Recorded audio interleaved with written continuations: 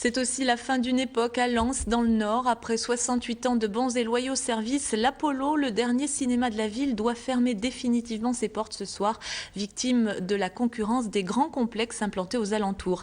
Arnaud Wust s'est rendu à la toute dernière séance cet après-midi. Pour la dernière séance de l'Apollo, ils sont venus en famille ou entre amis pour rendre un dernier hommage à leur cinéma, celui qui leur a fait connaître leurs premières émotions devant une bonne toile ou un artiste connu.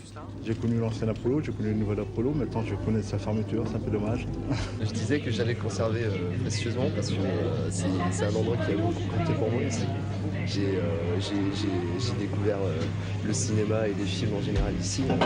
J'ai passé énormément de temps dans les salles de projection et tout ça.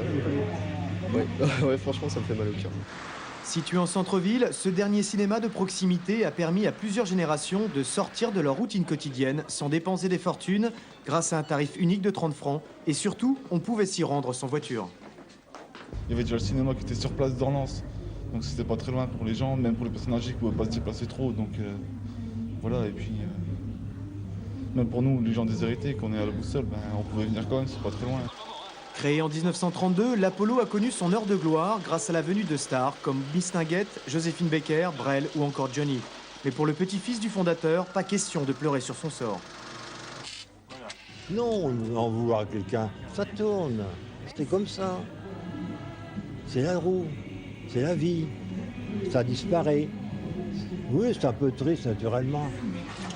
La direction parisienne a informé les salariés de la fermeture du cinéma il y a seulement 15 jours. Officiellement, ils ne sont toujours pas licenciés et ils ne savent pas ce qu'ils vont devenir.